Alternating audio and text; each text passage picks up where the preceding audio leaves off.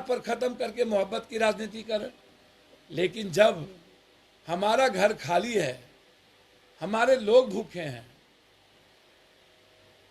हमारे यहाँ बेरोजगारी की दुनिया की सबसे बड़ी तादाद है और देश में सबसे ज्यादा युवा, यदि उम्र सबसे ज्यादा युवा की उम्र कहीं है तो वो बिहार है। आप संख्या उठा के देख लीजिए। एजुकेशन के हालात भी वही हैं।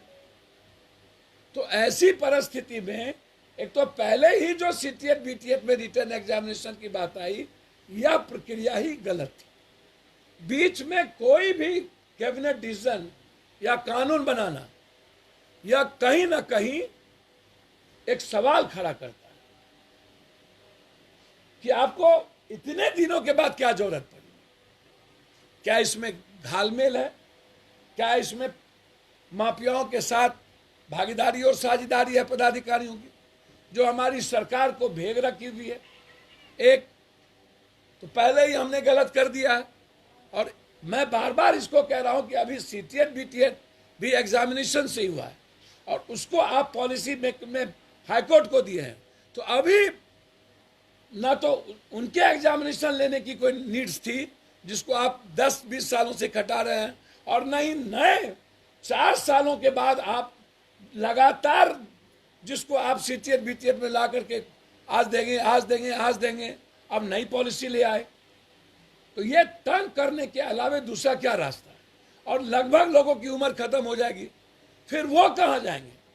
एक तो ये सबसे इंपॉर्टेंट था। स्टूडेंट के साथ हैं, अभ्यर्थियों के साथ हैं। वही मैं आपको बता रहा हूँ ना, मैं बिहार के 14.5 करोड़ जनता के भावनाओं के साथ हूँ।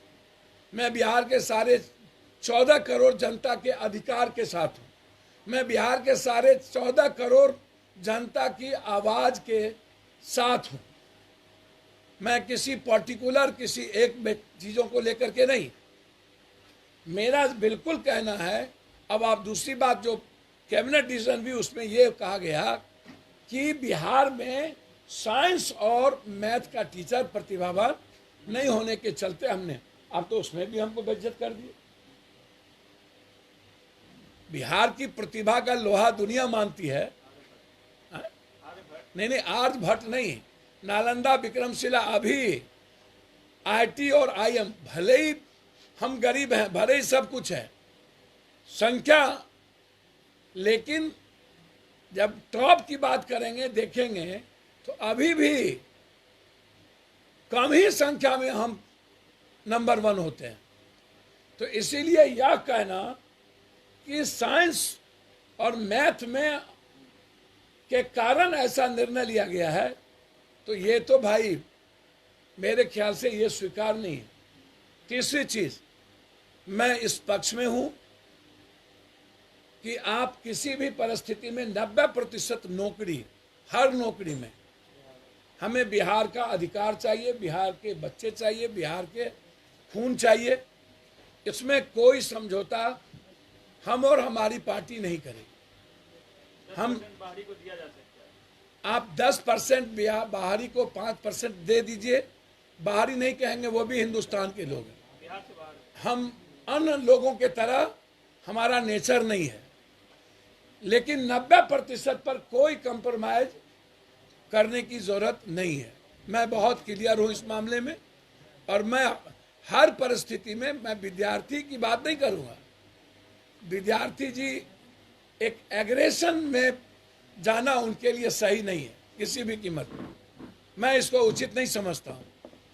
और बीजेपी के बारे में तो मेरी ये ओपिनियन है, 17 साल ये सरकार में रही और इन्हीं के हाथ में सारे विभाग थे, और वो नौकरी का 10 साल पूछेंगे तो 10 साल नौकरी से बेहतर है 1 साल भी अभी इस सरकार को नहीं हुई। बीजेपी 9 साल के नरेंद्र मोदी जी के 2 करोड़ सालाना नौकरी का पहले हिसाब दे दे।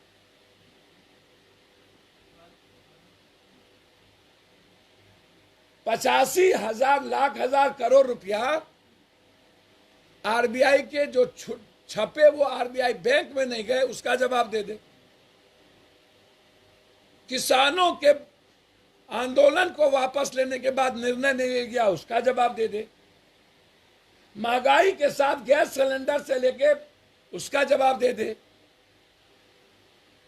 और मणिपुर में जो 100 लोग मारे गए हैं और बीजेपी ने जिस तरीके से किया, उसका जवाब दे दे। और सबसे बड़ी बात, पहले तो मैं एक बात पर बहुत क्लियर हूं कि 5 तारीख को हम लोग पूरे बिहार में डोमिसाइल मुद्दा पर पुनर्विचार किया जाए, सरकार हम बिहार की बात सुने, इसके लिए हम हर जिले में धरना दें। क्या डोमिसाइल नीति लागू करने की मांग करेंगे आप? जी डोमिसाइल नीति लागू करने की मांग बिल्कुल, उसमें कोई बहस नहीं है। लेकिन आप तो कह रहे हैं 10% बारी को भी सर, मैंने कहा यदि हमको मौसी और माँ और वसुधैव कुटुंबकम और बिहार का हृदय बढ़ा रहा है, तो हमें 10% चीज़ों में रास्ता खोल के ही हमको रखना पड़ेगा। और स्टेट में तो नहीं है, हम लोग क्यों देंगे? मेरी मैं नहीं देख में तो पूरा हो जाता है। सर, मैंने पहले कहा कि मेरा मुद्दा है डोमिसाइल का, लेकिन यदि बिहार के परिप्रेक्ष्य जो ब्रॉड रहे हैं उसमें यदि 10% लोगों की गुंजाइश किसी अन्य विभाग में हो तो आप लाइए, लेकिन शिक्षक के विभाग में पूर्ण डोमिसाइल चाहिए। हम शिक्षक की बात कर रहे हैं। आप जा 1 मिनट, अब यूनिफॉर्म सिविल कोड की बात कर रहे हैं। यूनिफॉर्म सिविल कोड में तो इन्हीं के मणिपुर के मुख्यमंत्री विरोध कर दिया, पूरा नॉर्थ ईस्ट विरोध कर दिया, पूरा आदिवासी विरोध कर दिया, पूरा साउथ विरोध कर दिया। ये यूनिफॉर्म सिविल कोड को हिंदू मुसलमान से जोड़ना चाहते हैं। इसमें ना तो मुसलमान का मामला है ना तो आदिवासी का मामला है। यूनिफॉर्म सिविल कोड जो है ये हमारे जो लोग अपने समाज, अपना क्षेत्र में एक जीने के लिए सामाजिक आधार पर एक व्यवस्था लाया, वो ना तो संविधान में मेरा दखल देता है, ना कानून में, ना भारत के किसी लॉ में। हम पप्पू यादव को जीने का तरीका, यदि कोई जाति, कोई राजपूत, कोई ब्राह्मण, कोई भूमिहार, कोई यादव, कोई भी, हम पप्पू यादव कहना है कि हम नहीं मानेंगे कुछ अंधविश्वास को, आडंबर को, कुछ लोग मानते हैं, तो क्या हम उससे लाठी ले जाकर? कुछ लोग किसी चीज़ों को अपने तरीके से, श्राद्ध में पप्पू यादव नहीं मानता है, और कुछ लोग 4 तरह के श्राद्ध मानते हैं। सबसे बड़ा श्राद्ध गाय दान को समझता है, और हम श्राद्ध नहीं मानते हैं। तो क्या आप हमको जबरदस्ती श्राद्ध कराइएगा? तो पप्पू यादव चाहते हैं कि एक देश एक कानून नहीं होना चाहिए। सर, ये इसमें एक देश एक कानून की बात ही नहीं है। ये कानून के आधार पर है ही नहीं।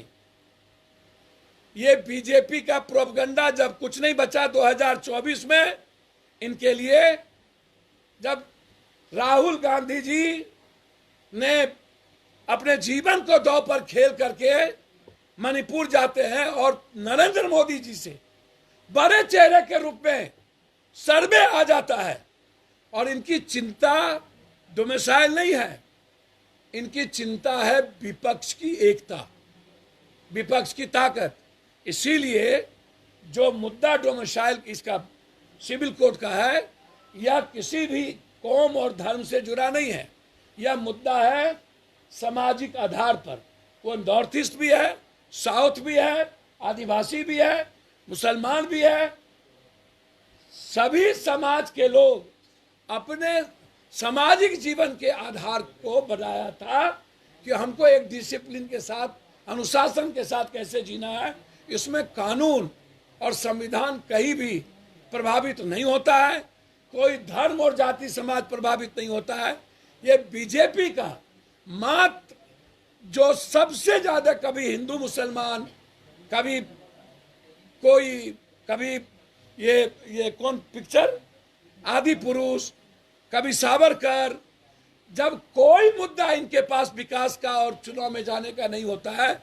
आप देखिएगा ना, अभी यही मुद्दा है। अभी आप देखिएगा पुलवामा और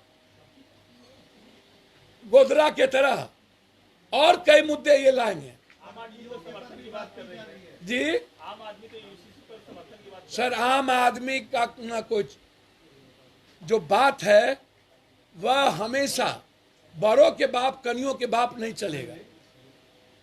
आप सपोर्ट हर आदमी को अपने तरीके से जीने का है।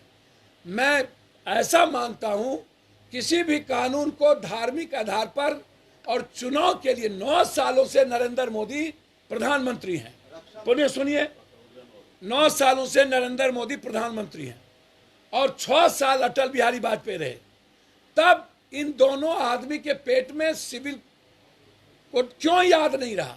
आज जब सारे मुद्दे इनके हाथ से चले गए और ये कोलैप्स करने की स्थिति में है, तब ये इस मुद्दों को गलत तरीके से इंटरप्रिटेशन करके, जबकि ये कोई मुस्लिम से आधारित नहीं है, सबसे बड़ा मुख्यमंत्री इसका विरोध किया है। अलग हो पहले, मणिपुर में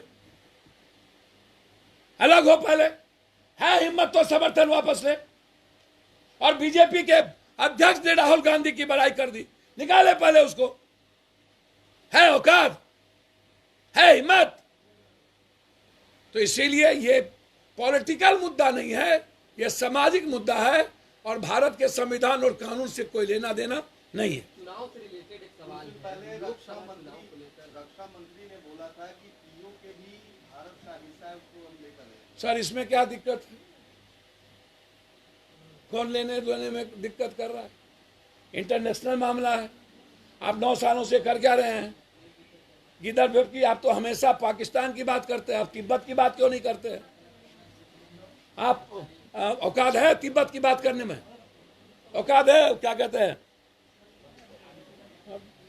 चाइना डोकलाम में नुकसान कर रहा है, चाइना डोकलाम। सर मैं कह रहा हूं चाइना के बारे में औकात है इनको बोलने की? ये क्रिश्चियन के खिलाफ बोलेंगे, ये यूरोप के खिलाफ बोलेंगे, मिस्र में मस्जिद में नमाज पढ़ेंगे, यहाँ गाली देंगे। भूटान में जाए नहीं, तिब्बत को लेना औकात है तो। हमेशा ये हिंदू मुसलमान मियाँ पाकिस्तान, मियाँ पाकिस्तान, मियाँ पाकिस्तान, मस्जिद पाकिस्तान, जिन्ना पाकिस्तान, हमेशा हिंदू मियाँ, हमेशा चुनो। इनको औकात ही नहीं है चाइना के बारे में बात करने की। गायब जो आदमी मणिपुर, इनको जोगी को बहुत शौक है फ्रांस जाने का। एक चोर ने ट्वीट कर दिया और उसका कोई आधार नहीं है, उसको मोदी के जोगी के ऑफिस से रिट्वीट कर दिया गया।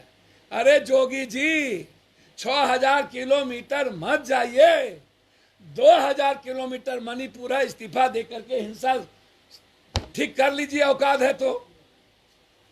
अरे प्रधानमंत्री जी ट्वीट कर लीजिए औकात है तो। इसलिए छोड़िए।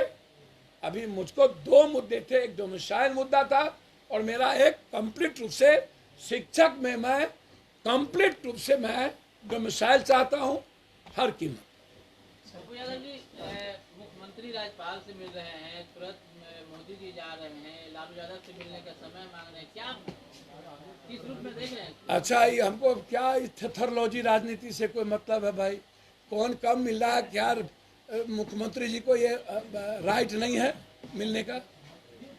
आप लोग जो अपने मन से गुटुर गुटुर गुटुर गुटुर बैठले सबको लड़ाना चाहते हैं, मेरा आग्रह है आप इस बात को समझ लीजिए। नहीं, लोग कह रहे हैं कि फिर से जा रहे हैं। सर एक बात बोलूं, एकता का क्या होगा मगर? मैं एक बात को बोलूं, पूरा कर्नाटक चला गया बीजेपी कांग्रेस में, अब पूरा मध्य प्रदेश चला गया कांग्रेस में, अब पूरा तेलंगाना चला गया कांग्रेस में, तो आप उस पर तो पूछ नहीं रहे। लालू यादव जी से मिल रहे हैं, उससे मिल रहे हैं। भैया मैं प्रवक्ता नहीं हूं और स्वतंत्र है सब लोग, सब कहीं जाने के लिए। राजनीति में कोई दोस्त और दुश्मन नहीं होता है, विचारों की राजनीति नहीं हुई रह गई है। मुझे लगता है कि मैं इतना जानता हूं नीतीश कुमार जी के बारे में, जो अब उम्र है और जिस पड़ाव पर, जिस विचार पर अब वो खड़े हैं, यहाँ से कभी भी नीतीश कुमार जी के पास अंतिम समय जो 2-4 साल की उनकी राजनीति की है, वापस होने की पप्पू यादव जितना राजनीति और व्यक्ति को समझता है कोई रास्ता भी नहीं है। और जो उनकी विचार रहे हैं उसमें मैं अंतिम नहीं कहूँगा कि क्या होगा, लेकिन मैं 95% कह सकता हूँ कि ऐसी परिस्थितियों में इस वक्त में नीतीश कुमार जी का बीजेपी गठबंधन की तरफ जाना शायद उनका स्वाभाविक नेचर नहीं है। इधर जाके कुछ क्लियर हुआ है क्या? सर हम हमारे बारे में काहे ले चिंता आप कर रहे हैं? सर अभी बहुत वक्त है, अभी डोमिसाइल देख लेते हैं और पैसा बांटने जाना है उसको देख लेते हैं। आज पैसा बांटने जा रहे हैं उसको। नमस्कार, मेरा नाम गरिमा है। मैंने इस बार यूपीएससी की परीक्षा में ऑल इंडिया रैंक 2 हासिल की है और मैंने अपने इस जर्नी में परफेक्शन आईएएस से आंसर राइटिंग के दौरान मदद ली थी और मेंस पर फोकस करना बहुत इम्पॉर्टेंट है बिकॉज मेंस का स्कोर ही आपको इस रैंक तक या आगे पहुंचा सकता है। इसके अलावा आई थिंक जो अभी अपकमिंग प्रीलिम्स है उस पर भी आपको काफ़ी फोकस करना चाहिए, बट अल्टीमेटली जो गेम चेंजर होगा वो आपके लिए वो आंसर राइटिंग फॉर मेंस ही होगा। तो आपके पास एक बहुत ही एक्सपर्ट गाइडेंस है परफेक्शन आईएएस के अंदर, आई थिंक एंड मेंस पर फोकस करना इज वेरी इंपॉर्टेंट।